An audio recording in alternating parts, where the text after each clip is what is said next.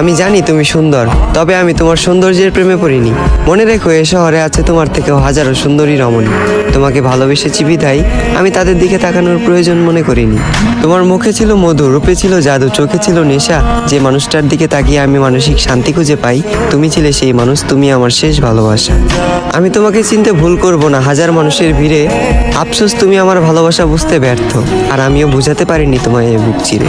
আজ আমার একাকিত্বের সাথে বন্ধুত্ব, ঘুমের সাথে আরি, তোমার কথা ভেবে জেগে রাত পার করি।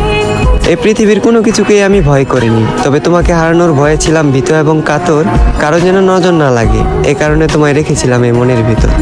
আজ তুমি আমার চোখের পানি দেখেও দেখো না, আমার জন্য তোমার মনে বিন্দু পরিমাণ মায়া হয় না। অতীতের তোমার ওই কমল নরম মন আজ হয়ে গেছে পাথর।